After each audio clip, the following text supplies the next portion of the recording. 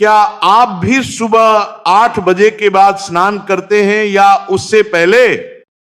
अगर हां, तो आज जो रहस्य भगवान विष्णु ने माता लक्ष्मी और गरुड़ जी को स्वयं बताया था, उसे अवश्य सुनना चाहिए।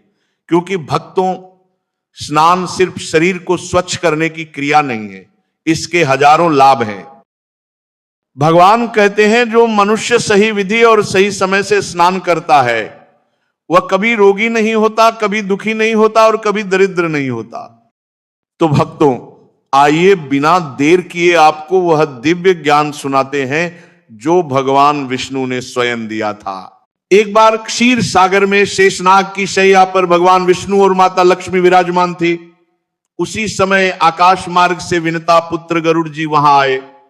उन्होंने दूर से ही भगवान को प्रणाम किया और समीप आकर विनम्रता से हाथ जोड़ दिए। भगवान विष्णु ने मुस्कुराकर गरुड़ से पूछा, हे गरुड़, स्वागत है, पर तुम्हारे चेहरे पर शंका दिखाई दे रही है, बताओ क्या समस्या है? गरुड़ जी बोले, हे प्रभु, मैं अभी पृथ्वी लोक का भ्रमण कर लौटा हूं। मैंने अनेक मनुष्यों को देखा जो प्रतिदिन स्नान तो करते हैं, पर फिर भी दुख, क्लेश और गरीबी से घिरे रहते हैं। ऐसा क्यों होता है प्रभु? स्नान का सही समय क्या है, सही विधि क्या है? और क्यों कई स्त्रियां स्नान कर आपकी पूजा करती हैं, फिर भी उनके घर में लक्ष्मी का वास नहीं होता? गरुड़ के प्रश्न सुनकर भगवान विष्णु मुस्कुराए और बोले, गरुड़, तुम्हारा प्रश्न अत्यंत महत्वपूर्ण है। स्नान मानव जीवन का मूल शुद्धि करता है, परंतु जब समय और विधि का पालन नहीं किया जाता, तब उसका फल भी पूरा प्राप्त नहीं होता। सीधा उत्तर देने से पहले मैं तुम्हें एक पावन कथा सुनाता हूं। इस कथा को सुनने मात्र से ही सभी तीर्थों में स्नान का पुण्य मिलता है। गरुड़ बोले, हे प्रभु, यह मेरा सौभाग्य है, कृपा करके कथा सुनाइए। और फिर कथा आरंभ होती है। भक्तों, मध्य में एक अत्यंत सुंदर नगर था, जहां एक धनवान सेठ रहता था। धन वैभव इतना कि पूरा नगर उसकी समृद्धि से चमकता था। सेठ की 3 सुंदर पुत्रियां थीं, अत्यंत सुंदर, रूपवान, चंचल स्वभाव वाली। सेठ ने उन्हें अपार सुख दिए, पर एक गलती कर दी, उन्हें धर्म और आचार का ज्ञान नहीं दिया। धन था, सौंदर्य था, सुख था, पर शास्त्र ज्ञान नहीं था। समय आया और तीनों का विवाह बड़े धूमधाम से हुआ। ससुराल में उनका स्वागत राजकुमारियों जैसा हुआ, परंतु धीरे धीरे उनकी आदतें उजागर होने लगी। वे तीनों देर से सोती, देर से उठती, स्नान के प्रति लापरवाह थी। कई बार बिना स्नान किए ही भोजन कर लेती। पूजा पाठ में भी मन नहीं लगाती थी। घर की बुजुर्ग महिलाओं ने प्यार से समझाया, बेटी सुबह जल्दी उठकर स्नान किया करो, बिना स्नान कुछ मत खाया करो, लेकिन उन्होंने किसी की बात नहीं मानी। कुछ समय बाद एक एक करके विपत्तियां आने लगी। व्यापार में घाटा, धन हानि, माल चोरी, सौदे विफल, इतना कि महल बेचकर झोपड़ियों में रहना पड़ा।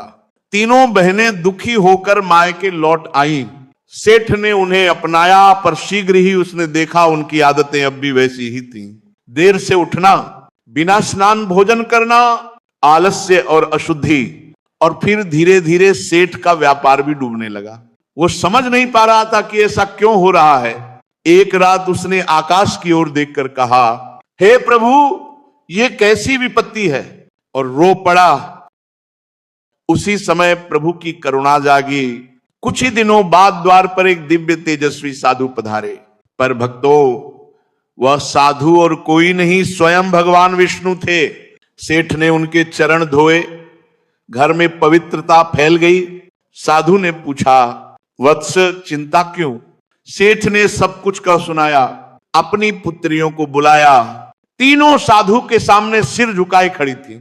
साधु ने उन्हें ध्यान से देखा और कहा, वत्स, इन तीनों पुत्रियों की गलत दिनचर्या, देर से उठना और अशुद्ध आचरण ही इनके दुर्भाग्य का कारण है।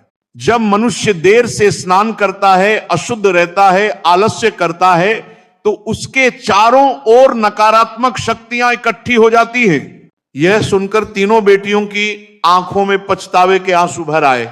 उन्होंने कहा, स्वामी, हमें क्षमा करें, सही मार्ग बताइए। साधु बोले, स्नान के 4 श्रेष्ठ प्रकार हैं। ब्रह्म स्नान, देव स्नान, रस्य स्नान, मानव स्नान, और जो 8 बजे के बाद स्नान करे उसका स्नान दानव स्नान कहलाता है। उन्होंने समझाया, एकर ब्रह्म स्नान सबसे श्रेष्ठ, ब्रह्म मुहूर्त में किया गया स्नान तन मन को अद्भुत ऊर्जा देता है, सभी नकारात्मकता दूर करता है, रोग दूर करता है, समृद्धि लाता है। दौर्त देव स्नान सुबह 5 से 6 बजे के बीच, पवित्र नदियों का स्मरण करते हुए स्नान लक्ष्मी का वास बनाता है। तीनर रस्य स्नान भोर के समय मन को शांत करता है। चारट मानव स्नान सुबह 6 से 8 बजे तक, यह भी शुभ होता है, परंतु सूर्योदय के बहुत बाद स्नान करने वाला दानव स्नान कहलाता है। ऐसे लोगों के जीवन में सुस्ती, क्रोध और दुर्भाग्य बढ़ता है। साधु बोले, तुम्हारी यही आदतें तुम्हारे घर का नाश कर रही थी। तीनों बहनें रो पड़ी, हमें सही मार्ग बताएं। साधु ने कहा, स्नान के समय यह मंत्र अवश्य बोलना चाहिए, गंगा च यमुना चैव गोदावरी सरस्वती नर्मदे सिंधु कावेरी जलेस्मिन सन्निधिं कुरु। उन्होंने अर्थ बताया, हे पवित्र नदियों, इस स्नान के जल में विराजमान हो जाइए। इस मंत्र से ऐसा पुण्य मिलता है जैसे सभी तीर्थों में स्नान किया हो। इसके बाद साधु अर्थात भगवान विष्णु ने उन्हें आशीर्वाद दिया और अदृश्य हो गए। तीनों बहनें अपने अपने ससुराल लौटी और प्रतिदिन नियम पूर्वक ब्रह्म मुहूर्त में स्नान करने लगी। जल्द ही घरों में समृद्धि लौट आई, व्यापार फिर से बढ़ने लगा, कष्ट दूर होने लगे, घर में प्रकाश भर गया। भगवान की कथा समाप्त हुई। गरुड़ जी ने प्रणाम किया और कहा, प्रभु अब संदेह मिट गया। माता लक्ष्मी ने कहा, जहां आलस्य और अशुद्धि रहती है वहां मैं निवास नहीं करती। भक्तों, इसीलिए जो मनुष्य सूर्योदय से पूर्व उठकर स्नान करता है, पवित्रता को अपनाता है, मंत्र स्मरण करता है और ईश्वर का ध्यान करता है, उसके जीवन में सदैव सुख, समृद्धि और सकारात्मक ऊर्जा बनी रहती है। तो भक्तों, यह कथा आपको कैसी लगी जरूर बताइए।